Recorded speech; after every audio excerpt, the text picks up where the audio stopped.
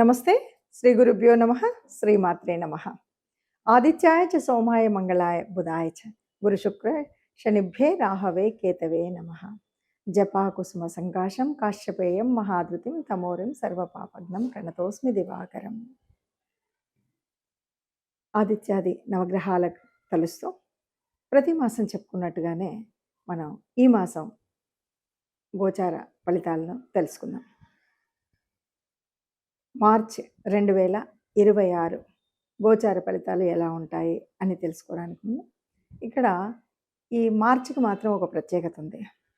ఎందుకంటే సగం మాసం వరకు సనాతన ధర్మంలో మనం చెప్పుకున్నటువంటి మన పండగ, మన తొలి సంవత్సరాది ఏదైతే ఉందో, తొలి ఉగాది ఏదైతే ఉందో అక్కడి నుండి చెప్పుకోవాల్సినటువంటి పంచాంగం, అక్కడి నుండి వినవలసినటువంటి ఫలితాలు ఏవైతే ఉన్నాయో అది ఈ మార్చి మాసానికి వచ్చేసరికి ఒక 15 రోజుల వరకు దాదాపుగా 19వ తారీఖు ఉగాది వస్తుంది కాబట్టి అక్కడి వరకు విశ్వావసు నామ సంవత్సర ఫలితాల్లో ఉండి ఆ తర్వాత మనకి పరాభవ నామ సంవత్సరం మొదలవుతుంది. ఇది కాస్త 2 అంటే కొత్త పాత 2 సంవత్సరాలను కలుపుతూ ఉన్నటువంటి మాసంగా మనం ఈ మార్చి మాసాన్ని చెప్పుకోవచ్చు.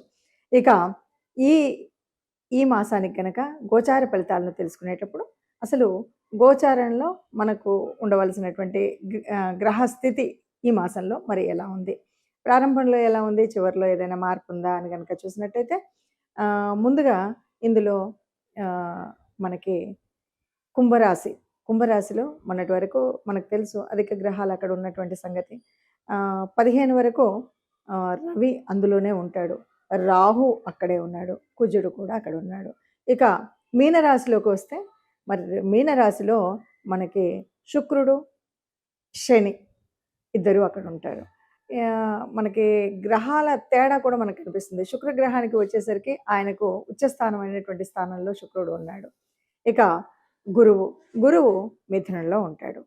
ఇది మనకు కనపడుతుంటే ఇక మరొక గ్రహం కేతు సింహరాశిలో ఉంటాడు.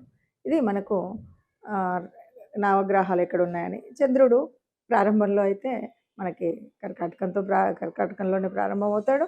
సరే, మరి ఈ రకంగా ఉన్నటువంటి గ్రహాలు ఇలా ఉన్నప్పుడు మరి ఒక్కొక్క అంటే 12 రాశుల వారికి గోచార ఫలితం ఎలా ఉంటుంది, ఈ గోచార ఫలితం వల్ల ఈ నెల రోజులు ఈ మాసం అంతా కూడా మనం చేసుకోవాల్సినటువంటి జాగ్రత్తలు ఏంటి, పరిహారాలు ఏంటి, లేదా మనం ఉన్నటువంటి అంటే యోగించేటువంటి గ్రహాల యొక్క అనుకూలత ఉన్నప్పుడు మనం ఇంకా అభివృద్ధి కోసం చేయవలసినటువంటి పనులేంటి, ఇలా మనం చూసుకోవడానికి. నిజంగా జాతకంలో చెప్పినట్టు జరుగుతుందా? అసలు జాతకాలు ఇంతమంది చెప్తున్నారు, మరి అందరి జీవితాలు చూస్తే బయట ఇలా ఉన్నాయి అనేవాళ్ళు చాలా ఎక్కువగా ఉన్నారు. నిజానికి జాతకం అంటే జాతకం మనకు తెలుసు కాబట్టి ఈ జాతకంలో జరిగినట్టు ఇలాగే జరుగుతుందని జన్మ జాతకం వల్ల కానీ మీరు గోచార రీత్యా కానీ నిజంగా చెప్పడం అనేటువంటిది అంత సులభమైనటువంటిది కాదు, అది నిజమైనటువంటిది కాదు. ఎందుకు అంటే మనకు గోచార ఫలితం ఉన్నప్పుడు కూడా ఎట్లా ఉంటుంది అంటే ఒక రకంగా చెప్పాలంటే ఏదైనా కష్టం వచ్చినప్పుడు ఆ కష్టాన్ని తట్టుకోవడానికి ఓ సహాయం చేసేటువంటిది, ఆ కష్టాన్ని తప్పుకొని కొద్దిగా ముందుకు వెళ్ళడానికి మనకు కావాల్సినటువంటి ఒక చేయూతనిచ్చేటువంటి ఒక మార్గదర్శనం చేసేటువంటిదే. అలాగా జాతకం కూడా అంతే. మనం ముందు తెలుసుకోవడం ఎందుకు అంటే ఈ కష్టం రాబోతుంది కాబట్టి ఇలా ఉండకండి. ఆ కష్టం ఎందుకు వస్తుంది?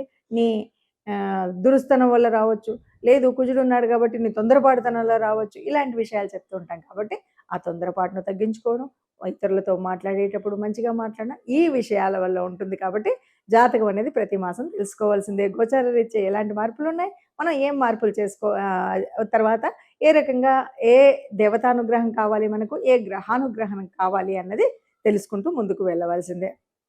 అలా మరి ఈ మార్చి మాసంలో ఒక్కొక్క రాశి వారికి ఎలాంటి ఫలితాలు ఉన్నాయో నెమ్మదిగా చూద్దాం. తదుపరి రాశి ధనుర్రాశి.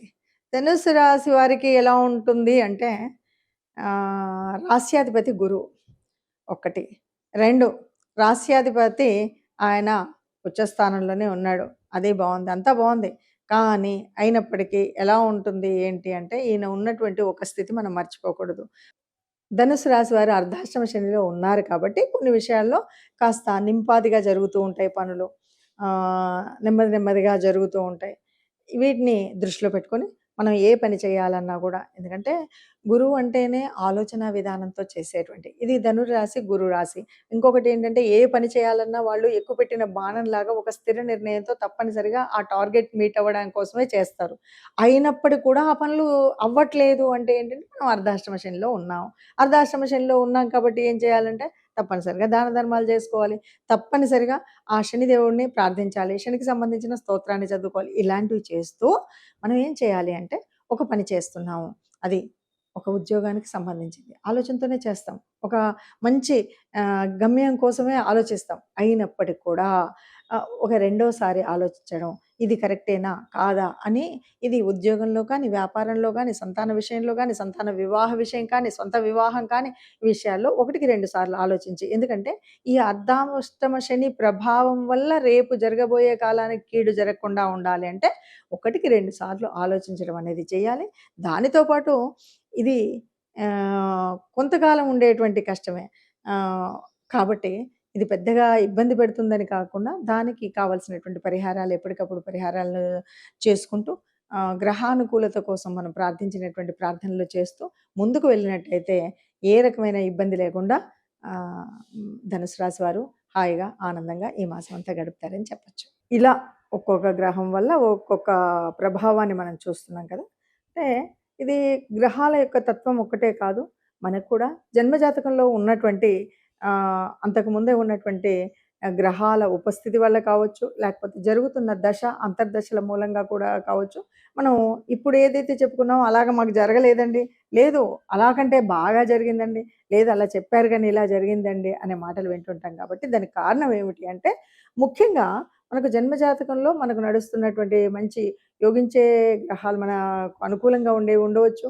లేదా నడుస్తున్నటువంటి దశ, అంతర్దశలు చాలా బాగా ప్రభావితం చేసేటువంటివిగా ఉండొచ్చు. కానీ అలాంటప్పుడు కూడా కొన్నిసార్లు కొన్ని రకాలైనటువంటి గ్రహాల యొక్క యుతుల వల్ల గానీ, గ్రహాల యొక్క దృష్టుల వల్ల గానీ కొన్ని మార్పులైతే తప్పకుండా జరుగుతాయి. ఈ మార్పులు జరిగినప్పుడు మనకు అంతా ఉన్నా కాస్త పట్టించుకున్నప్పుడు తెలియకపోవచ్చేమో కానీ, మన భవిష్యత్తుకు పునాది వేసేటువంటి కొన్ని మంచి నిర్ణయాలు తీసుకునేటప్పుడు ఇది ఉండాలి. కాబట్టి ఇప్పటి వరకు మనం చెప్పుకున్నట్టుగా ఈ పరిస్థితి ఉంది కాబట్టి మరి ఏం చేయాలి? అంటే ఏమీ లేదండి. అసలు మనకు శాస్త్ర ప్రకారంగా కూడా ఓ పద్ధతి ఉంటుంది.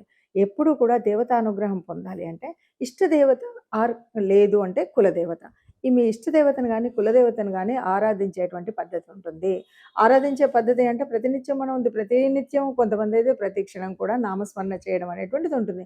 అది చాలా శుభం. ఎలాంటి అవాంతరాలున్నా, ఎలాంటి కష్టాలున్నా అవి చక్కగా విడిపోతూనే ఉంటాయి. అలా కాకుండా కొన్నిసార్లు సరే మన పనులు ఒత్తిళ్ళ వల్ల గానీ, సమయానుకూలంగా మనం చేయడం, ఏదో పొద్దుపం పెడతాం, వెళ్ళిపోతాం అన్నప్పుడు కులదేవతను, ఇష్టదేవతను ఆరాధించేటువంటి విషయంలో చాలా వరకు పెద్దలు చెప్పినటువంటి మాట అందరికీ సమ్మతమైనటువంటి మాట ఏంటంటే, మనం ఇష్టదేవత ఆరాధన గానీ, కులదేవత ఆరాధన గానీ మనకు సనాతన ధర్మంలో చెప్పినట్టుగా ఒక 3 నెలలకొకసారి మనం ఆరాధన చేయడం. అంటే ఆరాధన చేయడం అంటే ఇంట్లో ప్రత్యేక పూజ చేయడం. మనం నలుగురిని పిలుసుకొని, లేదు ఒక హోమము ఇలాంటివి ఏదైనా సరే మనం లేదు ఆ పేరు మీద దానం, ధర్మం చేయడం అనేటువంటిది ఒక పద్ధతి. ఇది గనక చేసినట్టయితే ఎంత క్లిష్టతరమైనటువంటి, కష్టతరమైనటువంటి గ్రహ సంచారం ఉన్నప్పటికి కూడా ఏ కష్టం కలగకుండా ఉంటుంది.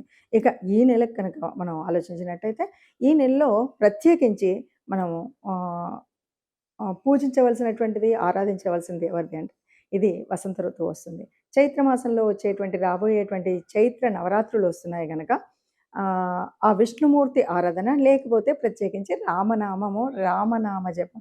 ఉట్టి శ్రీరామ రామ రామేతి అని అనుకుంటే చాలు. ఏ కష్టం ఉన్నా, ఎక్కడికి వెళ్ళాలన్నా మనం ముఖ్యంగా ముఖ్యమైన పనులు ఏవైనా చేయాలి అనుకుని వాటిని ప్రారంభించాలి. నాకు బాలేదు అనుకున్న వారు ఎవరైనా సరే మీరు ఆపదామపహర్తారం దాతారాం సర్వసంపదాం లోకాభిరామం శ్రీరామం భూయో భూయో నమామ్యో అని దండం పెట్టుకొని ప్రారంభం చేయండి. ఎలాంటి విఘ్నాలు లేకుండా ఉంటాయి. అందరూ ఆనందంగా ఈ నెలను కూడా మనం గడపొచ్చు అని చెప్పొచ్చండి. నమస్తే.